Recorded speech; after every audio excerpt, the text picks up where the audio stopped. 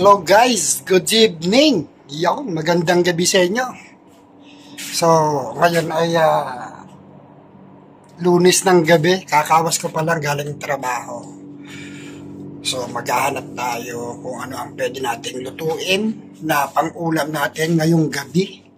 So, andito na naman tayo guys sa kitchen ni Katotos TV. Yan. So, wala naman kaming nakaredy kung anong lulutuin. Si Mamita nasa trabaho pa, so magluluto tayo ngayon para pagdating niya, nakaluto na tayo para kakain na lang, di ba? Tapos noon, tayo ay magpapahinga na. So guys, maghahanap tayo kung anong pwedeng lutuin. Ano kaya ang pwedeng lutuin? Meron naman kami dyan mga dilata, yan Meron kami dyan mga nakaredy lagi mga dilata para just in case.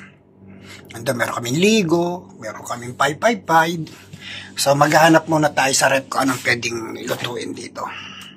Ayan yung loob ng aming rep, guys, oh. So, anong pwede yan? May mga Pepsi pa dun, oh. Oh, bawal. So, ito.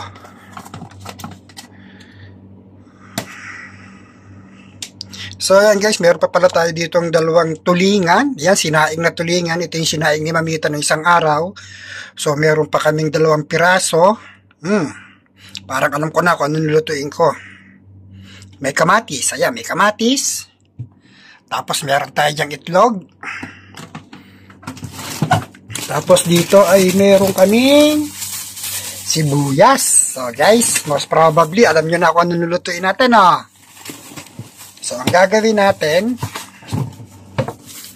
labas natin itong tulingan.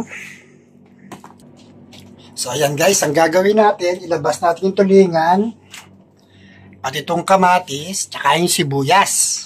Ayan. Tapos, maglabas din tayo ng mga 3 itlog. Ayan, 3 itlog. Tapos, kumuha tayo ng bawang. Alam nyo na guys, kung luluto natin, magluluto tayo ng sarsyado. Madali lang naman lutuin ng sarsyado, kayang-kaya rin Katotos TV yan. So, yung bawang. So guys, ako muna yung maghahanda ng ating mga lulutuin. Diyan muna kayo, So yan guys, habang tayo ay nagagayat na ng ating kamatis, bawang at sibuyas, piniprito ko naman yung isda. So yung isda naman natin luto na yun mula papupulahitan natin ng konti yan. Ayan guys, ayan na yung ating isda. Tigisa kami ni Mamita. So ayan guys, yung ating isda.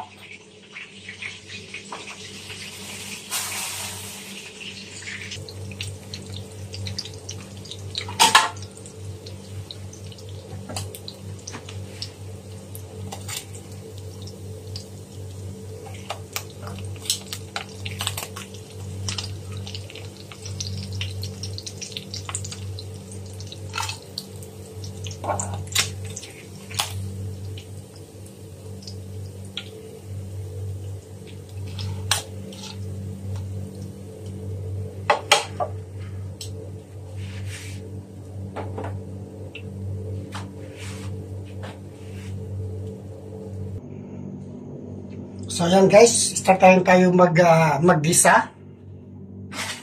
Siyempre, unahin natin ay bawang. Dito na rin ako magluluto ng sarsyadong isda dito. Dito ng itlog dito sa pinaglutuan natin sa pinagpirtuhan natin kasi sayang siyempre yung mantika. So unahin natin yung bawang.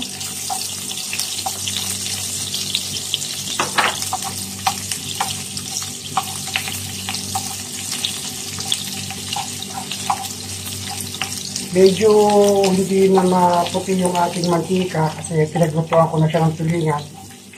Siyempre, hindi naman natin siya pwede itapon kasi sayang, di ba? Kailangan magtipid tayo. Kaya, dito na rin ako magluluto. Dito na rin ako mag-iisa.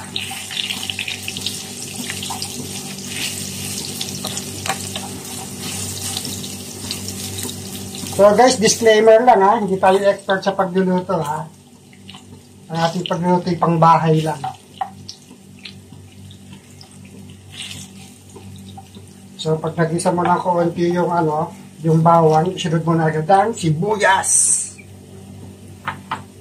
Para hindi masunog ang bawang. Bango.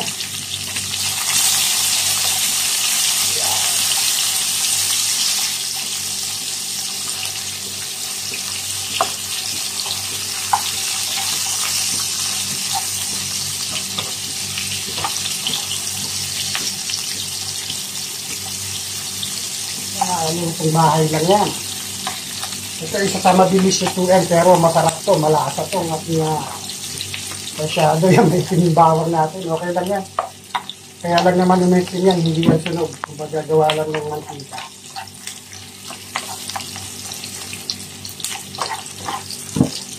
Yan, pagluto na yung bawang at sibuyas, isunod na natin yung ating pero mayan na kaunti pa na.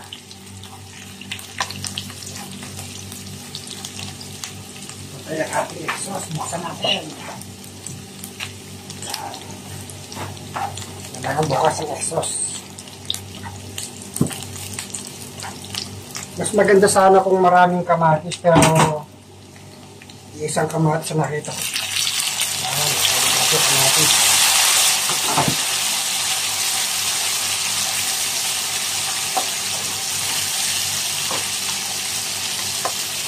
Kasi kami, gusto namin maraming kamatis pag nagsasasyado, kaso wala kami stock.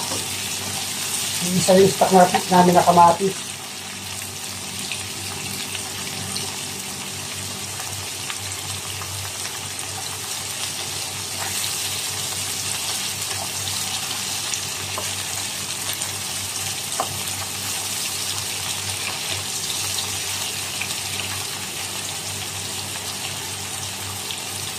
Lulutuin lang natin guys yung kamatis. Habang iginigisa natin siya guys, pwede natin siyang timplahan. Pwede natin tayo maglagay ng aji. Ay, dami yata. Tsaka asin. Pero konti-konti lang muna para mapaalat eh.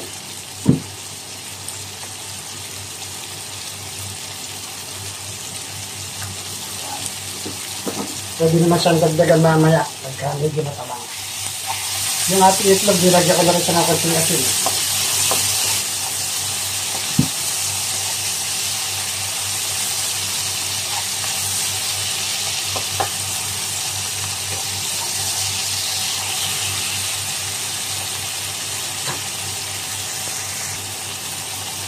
Yan guys, luto ba yung ating kamatis tsaka yung ating sibuyas bawang. Lagyan natin siya ng tubig. Sabaw.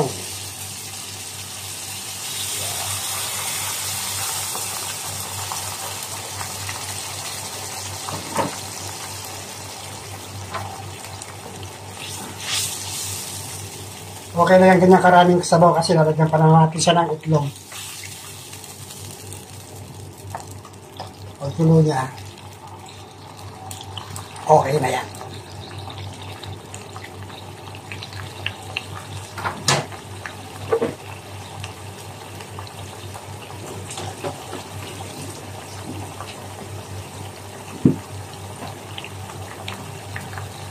Tikman natin guys ha.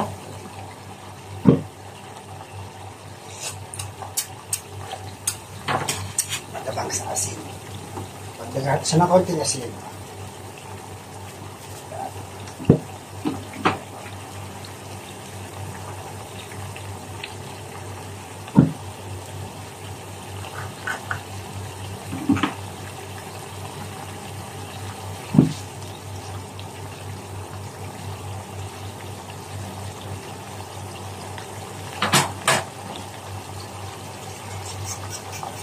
So yan guys, kumukulo na siya. Pwede natin ilagay ang ating itlog.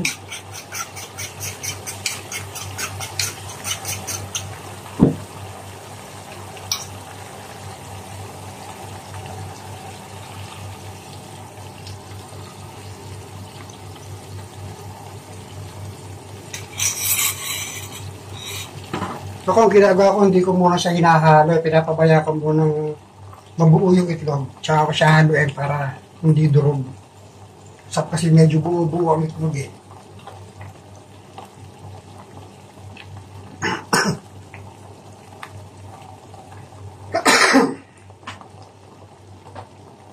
So guys, pagka ganyan, pwede nang haluin yan.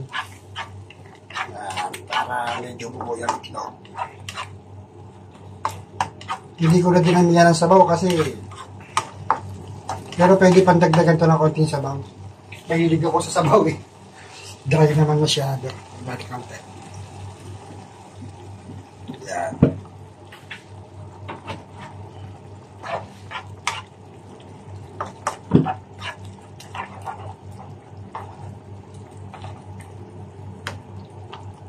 Sarap sa maraming kamatis.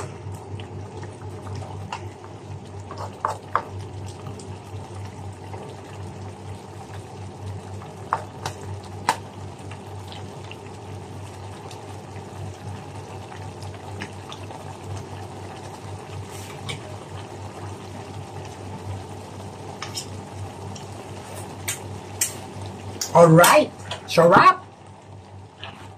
Okay na siya guys. So, depende na sa inyo kung gusto nyo nakahiwalay ang isda o isasamo nyo yung isda dito sa inyong sarsyado.